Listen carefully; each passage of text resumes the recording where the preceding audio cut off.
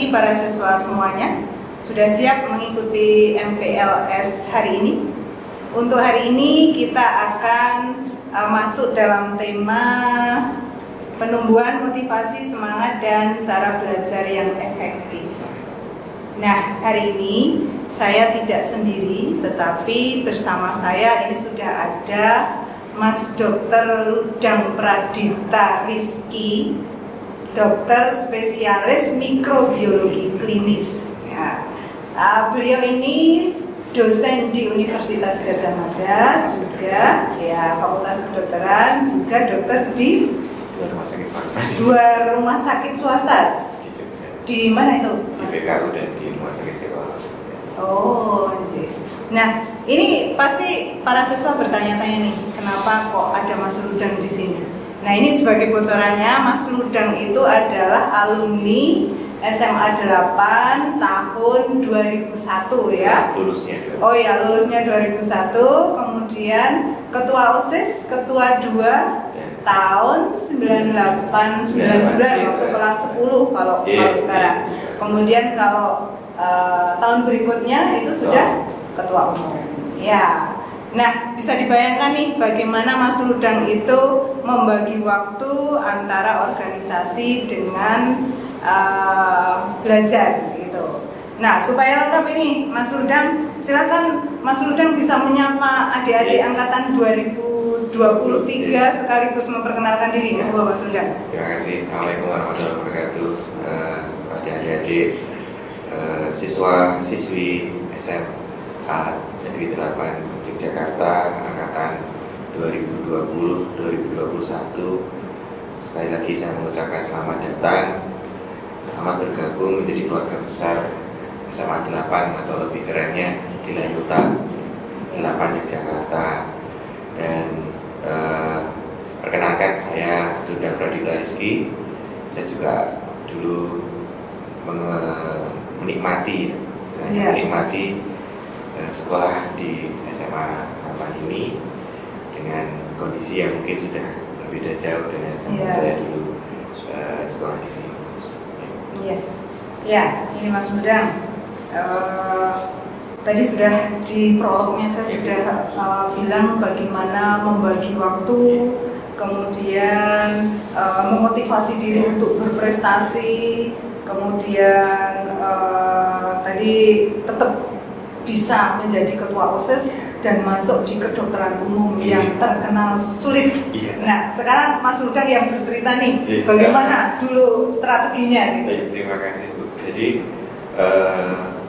sebenarnya dulu saya belum punya cita-cita untuk jadi dokter, tetapi pelajaran yang saya gemari dari SMP bahkan dari SD itu biologi.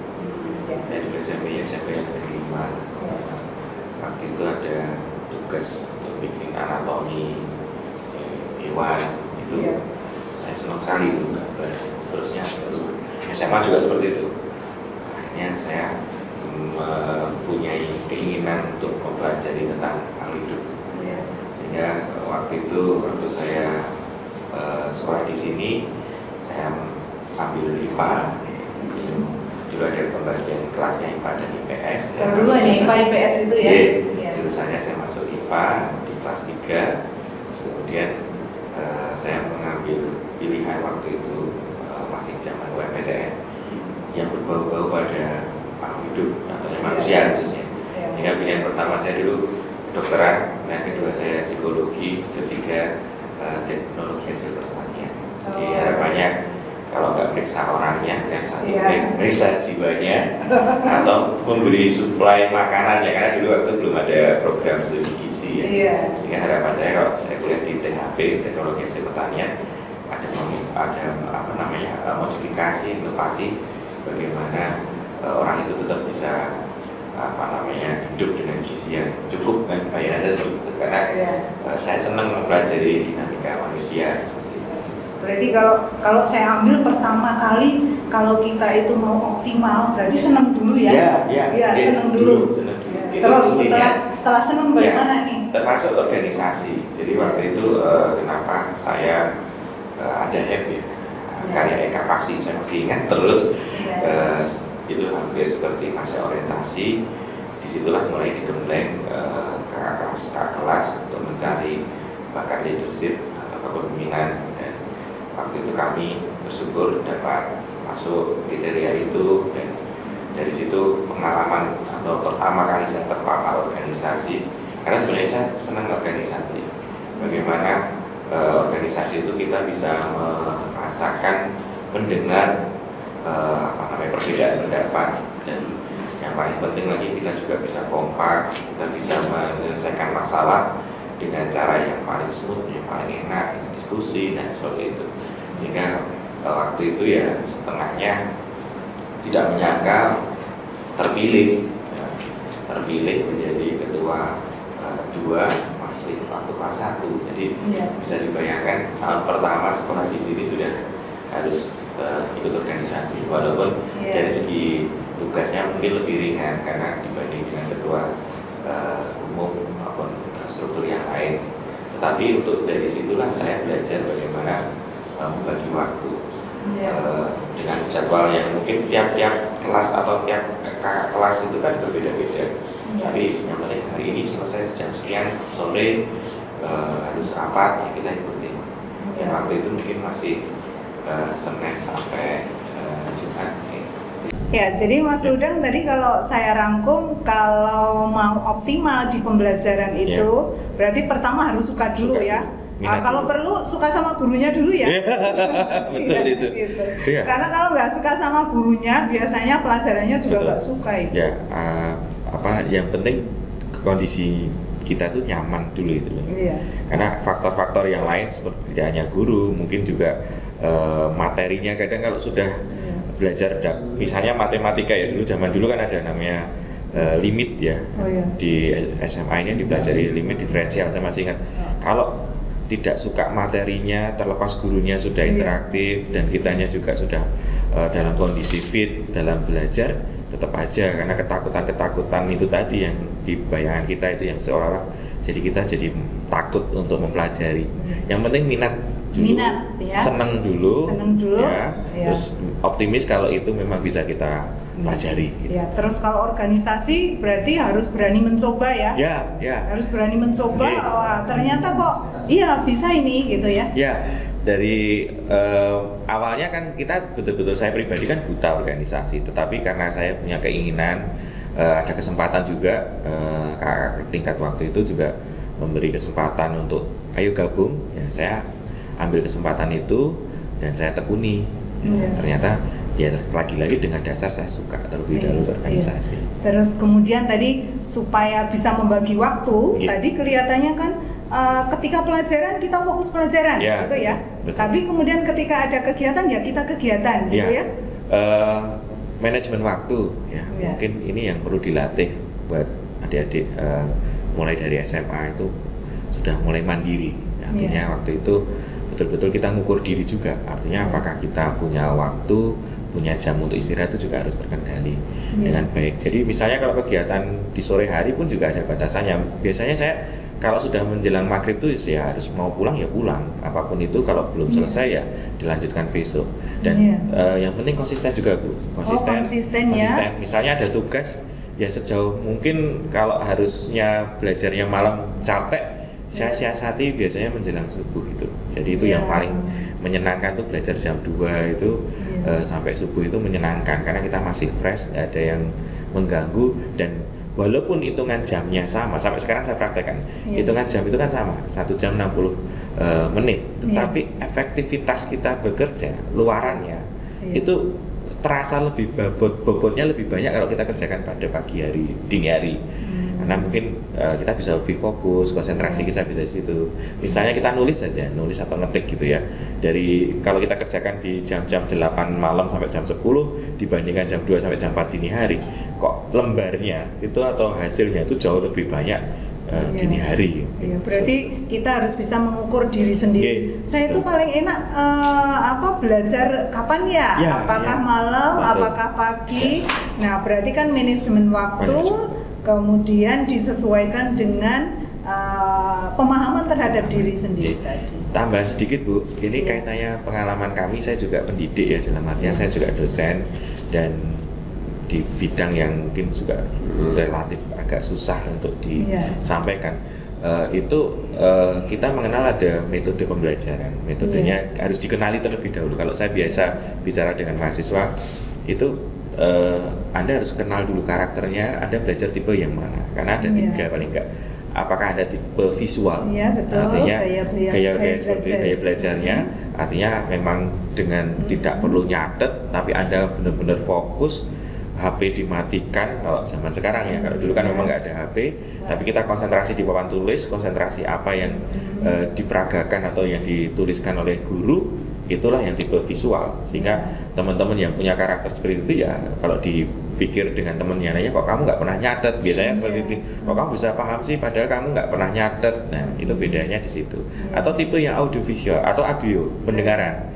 Jadi dia mungkin nggak perlu memperhatikan, kadang sambil tiduran bahkan, tetapi kalau telinganya masih seperti itu, bahkan ada juga beberapa metode itu juga dengan cara merekam. Jadi sebenarnya merekam, terus kemudian dia sering mendengarkan 2 kali 3 kali, dia lebih nyantol.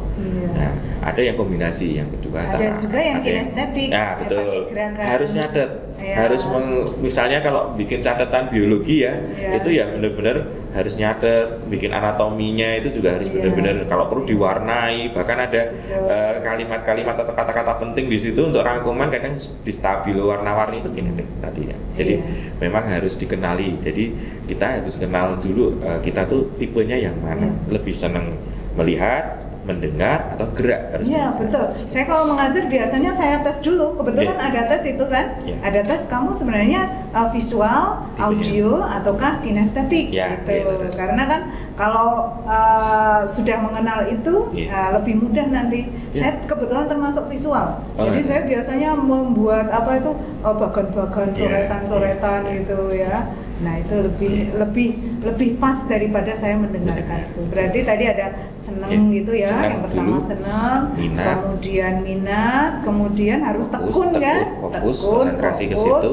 Ya, kemudian fokusnya tadi kan kalau pelajaran ya pelajaran, kalau kegiatan OSIS ya kegiatan OSIS, dan kenali diri terutama gaya belajarnya. Gitu. Sebenarnya manajemen waktu ini penting kalau memang sejak pendidikan dasar atas ini atau SMA ini nanti akan pada saat saya mengamati, kalau pada saat sudah terpapar dengan manajemen waktu yang bagus di SMA-nya, itu kuliah itu lebih enak adaptasinya. Jadi tidak walaupun istilahnya kan mahasiswa dengan siswa itu kan bedanya hanya hitungan istilahnya berapa tahun setelah lulus kan artinya. Tetapi ternyata kalau memang sudah dimulai dari kuliah SMA-nya sudah mulai teratur, itu mau kuliah ambil jurusan apapun itu lebih enak, lebih mudah menggapai prestasi seperti itu. Ya ini yang utama sudah terjawab nih. Kemudian ini terkait dengan kurikulum di SMA 8 karena saya harus menjelaskan kurikulum nih. Di SMA 8 itu kehadiran harus 90%. Jadi hanya ada kesempatan 10% untuk A. Ya, kalau sakit izin itu tidak dihitung. Tapi A itu harus maksimal 10%. Kalau dihitung-hitung itu 1 semester A-nya itu maksimal 12. Ya gitu. Nah, gimana nih Mas Ludang mengatur karena kan mesti OSIS kegiatannya banyak sekali nih. Kalau Mas Ludang saja OSIS bisa lolos dari 10%, saya yakin yang lainnya harusnya lolos dari 10% itu. Jadi organisasi itu hanya sebagian gitu. Karena saya yakin di SMA ini juga dulu teman-teman saya juga aktif di teater. Dulu ada juga Palasi. Masih ada ya, itu ya untuk naik gunung, kemudian ada juga teman-teman yang di Tonti dan segala macam. Intinya kan porsi waktunya itu harus dibagi. Cuma ini proporsional atau tidak kan begitu. Sehingga cara membagi waktunya itu tadi, kita betul-betul kalau misalnya kita sudah jadwal pastinya jelas ya, pulang sekolah jam berapa ya, kita sisakan waktu yang sisa itu untuk betul-betul menggeluti itu. Nah, sekarang ini kan metodenya lebih enak Bu dibanding zaman dulu. Kalau dulu harus bertatap muka, SMS saja tidak ada. Artinya kalau kita mau membahas sesuatu itu harus kumpul. Tapi kan sekarang sudah dimudahkan dengan era seperti ini, hal-hal yang sifatnya bisa dilakukan di rumah atau mungkin dalam artian di luar waktu sekolah pun bisa disiasati atau bisa strateginya bisa dilakukan. Misalnya kalau mau diskusi mungkin bisa lewat WA dulu kan, sekarang lebih enak. Kalau dulu kan mau nggak mau harus ketemu, bahkan yang lebih sulit lagi menyamakan jadwal yang beda kelas. Nah itu ada yang ini segera ekstrakurikuler ini kan seperti itu. Yang satunya lagi komputer, waktu itu kan zaman saya masih ada ekstrakomputer, belum lagi yang lainnya harus tonti. Nah ini yang kita harus betul-betul. Tetapi intinya tetap optimis. Selama kita manajemen waktunya itu baik, saya rasa tidak ada masalah.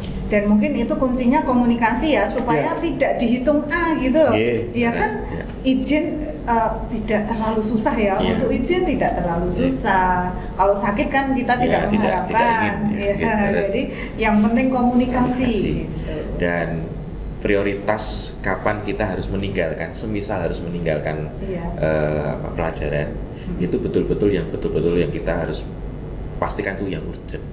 Sehingga jatahnya yang izin itu misalnya harus itu pun harus yang betul-betul yang sekiranya harus keluar, harus terpaksanya, kalau tidak pun ya jangan. Iya, selanjutnya ini Mas Rudang, saya harus menjelaskan tentang pembagian kelas di SMA 8 karena kan ini siswa-siswa baru pasti bertanya-tanya, saya nanti kalau di kelas ini artinya apa?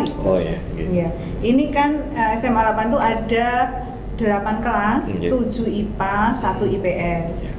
Nah di kelas 10 itu untuk IPA itu nanti akan ada lintas minat. Jadi siswa IPA tapi belajar IPS. Gitu ya. Sekali itu. Saya seperti itu soalnya. Jadi ini untuk yang 10 IPA 1 sampai IPA 3 itu nanti lintas minatnya bahasa Inggris ekonomi. Jadi akan ada tambahan materi bahasa Inggris dan ekonomi. Penekanannya di situ ya. Penekanannya di situ. Jadi kan mereka IPA tapi mempelajari ekonomi. Kemudian nanti IPA 4, IPA 5 itu adalah bahasa Inggris geografi. Ya, jadi dia belajar geografi. Sementara yang IPA 6, IPA 7 itu bahasa Inggris sosiologi. Jadi dia mendapatkan tambahan materi sosiologi. Kalau yang IPS itu bahasa Inggris matematika. Nah, kemudian sejak tahun kemarin kita sudah punya kelas keberbakatan. Yaitu kelas keberbakatan penelitian dan bahasa Inggris. Nah ini kan Mas Rudang dulu pernah mau AFS gitu ya. Terus saya lihat juga sekarang juga peneliti gitu loh. Nah sekarang mungkin bisa bercerita bagaimana pentingnya bahasa Inggris dan penelitian gitu. Terima kasih Bu. Jadi memang betul ya, namanya bahasa ya, tidak hanya bahasa Inggris itu menjadi kunci ya. Bahkan bahasa Jawa pun juga menjadi kunci. Saya terasa sekali waktu saya lulus, kemudian saya praktek itu saya ketemu pasien ya bisanya bahasa Jawa. Kalau saya pas pendidikan waktu itu ketemu pasien di daerah Purwokerto ya mau nggak mau saya harus bisa bahasa ngapak. Artinya menjadi kunci di situ. Nah di sisi lain jendela dunia itu juga selama ini masih bahasa Inggris ya. Artinya kita bisa tahu apa yang terjadi secara mudah. Sekarang itu dari segi waktu nggak ada bedanya. Yang terjadi di Amerika itu bisa kita lihat sekarang juga. Tetapi pemahamannya itu ditentukan oleh pemahaman bahasa Inggris. Makanya tadi saya sampaikan semakin kita menguasai bahasa Inggris, salah satunya karena masih bahasa universal, itu kita jauh pengayaan kita tuh dibandingkan ya mohon maaf orang yang tidak tertarik dalam segi bahasa. Sehingga sekali lagi kalau misalnya dikatakan itu menjadi kunci, ya itu saya alami waktu saya dulu sejak kelas 2 seleksi itu ikut AFS itu ya Bu. Jadi pertukaran pelajar tahun 98 waktu itu seleksinya panjang, saingannya banyak dan saya bersyukur waktu itu lolos 2 besar dan 2 dari 6 yang dikirim di Indonesia. Namun sayangnya saya tidak di tengah-tengah itu saat saya harus memilih berangkat atau tidak, padahal semuanya sudah lengkap. Itu orang tua saya mendadak tidak setuju karena waktu itu masih tahun 99 itu masih hangat-hangatnya hubungan diplomasi Indonesia dengan Australia, referendum Timur karena waktu itu saya ditempatkan di Australia selama 1 tahun. Nah, jadi sebenarnya prosesnya sudah saya lalui, hanya rezekinya saja mungkin belum. Nah, terkait dengan penelitian ini menarik karena beberapa rumpun-rumpun dari mulai SMA itu sudah mulai digali, karena ide-ide yang betul-betul inovasi itu tidak mengherankan dimulai dari SMA. Karena dari ketertarikan sesuatu bisa membuahkan hasil itu dari SMA. Karena mereka sudah mulai kan nalarnya sudah mulai terbentuk, sehingga ini harus ditangkap atau dibuatkan wadah dan mungkin dibekali dengan dasar-dasar pemahaman ilmu dasar, seperti hanya tertarik di bidang biologi berarti penelitiannya lebih ke arah biologi, tertarik di bidang fisika mungkin lebih pada listrik atau temuan-temuan apa yang mungkin metode-metode tertentu, yang teknik-teknik tertentu yang misalnya robotik dan seterusnya seperti itu. Nah, sekali lagi semua dimulai dari minat tadi itu. Jadi kalau misalnya tadi saya sampaikan bahasa Inggris itu memang kunci, apalagi nanti kalau sudah terjun di peneliti itu kan harus konsentrasi dan fokus. Berarti kan minat dan tekun ya, karena saya tuh membimbing penelitian dari zaman dahulu, itu tuh selalu tekun itu yang agak susah di tengah jalan, kemudian mandek gitu ya. Karena kan yang namanya penelitian kalau belum sampai kesimpulan belum dianggap selesai kan, walaupun penelitian sebagus apapun. Nah, itulah karakter itu yang sepertinya perlu dibentuk itu lewat penelitian. Tidak boleh putus asa. Karena penelitian itu antara uji coba, trial and error. Bisa jadi nasibnya atau mungkin prosesnya harus gagal-gagal dulu. Nah, disitulah kadang kita diuji, kita mau lanjut atau tidak. Kadang tertahannya kan di situ. Tapi kalau kita ada komitmen, kita fokus, kita kejar, kita yakin itu bisa sesuai dengan yang kita harapkan. Modifikasi metode misalnya, itu saya rasa insya Allah nggak ada masalah. Jadi tantangannya itu kesabaran, dan tadi saya sampaikan harus tidak boleh putus asa. Kesabaran tidak boleh. Walaupun ide-ide itu saya yakin, sangat yakin di level-level teman, apalagi di SMA 8 ini teman-teman adik-adik ini juga punya ide-ide yang cemerlang. Cuma nanti mentok-mentoknya itu takutnya kalau sudah ngelokro, kok nggak sesuai ini, padahal itu baru tahapan awal. Ini yang kami ingin sampaikan, jangan sampai putus asa. Nah, terakhir ini Mas Dokter, pesan-pesan untuk adik-adik Delayota 2023, bagaimana mengembangkan aspek positif dan menekan pengaruh-pengaruh negatif dari lingkungan, baik itu HP atau pengaruh yang lainnya, supaya dia bisa fokus. Jadi begini Bu, tantangan era sekarang ini kan mau tidak mau kita memang harus berinteraksi dengan teknologi, media sosial, kemudian baik itu yang maya ya, ataupun kadang godaan itu juga bisa jadi yang nyata ya, misalnya ketertarikan pada melihat suatu film atau mungkin olahraga tertentu yang menghabiskan waktu, itu menjadi tantangan tersendiri. Nah, intinya sekali lagi kita betul-betul harus milah mana yang kita perlukan dan tidak. Karena kalau misalnya kita hanya menghabiskan waktu tidak jelas itu manfaatnya apa, itu yang mungkin zaman dulu nggak saya rasakan, karena zaman dulu nggak ada, sehingga yang ada itu ya waktu kosong ini digunakan untuk apa. Nah, kalau dulu kan gitu pertanyaannya, waktu kosong digunakan untuk apa. Kalau sekarang suruh milih, godaannya kan di situ. Waktu kosong ini apakah saya tertarik ke medsos atau terpengaruh hal yang bukan yang positif, atau betul-betul saya istiqomah untuk lurus tetap di pilihan, saya gunakan waktu yang efektif ini untuk yang baik, istilahnya seperti itu, yang bisa menghasilkan prestasi kan, seperti itu. Jadi kalau dulu memang karena memang godaannya nggak seperti ini, tinggal mau dimanfaatkan atau tidak. Tapi kalau sekarang suruh milih, nah ini kita suruh milih yang mana. Kalau ya tentunya kita milih yang hal-hal yang positif seperti itu, yang mendukung prestasinya. Ya, sekarang closingnya Dokter biar menghadap ke para siswa gitu, para adik-adik. Terima kasih. Jadi intinya syukuri sudah bisa diterima dan menjadi keluarga besar SMA 8 Yogyakarta. Saya yakin alumni-alumni di sini juga banyak yang berprestasi lintas angkatan, dan intinya manfaatkan waktu selama belajar di sini, betul-betul fokus. Jangan sampai tergiur hal-hal yang mungkin boleh dibilang tidak tahu atau tidak jelas manfaatnya. Jangan sampai eksistensi, kan biasanya kalau zaman-zaman anak-anak SMA ini yang dicari kan eksistensinya, labelingnya.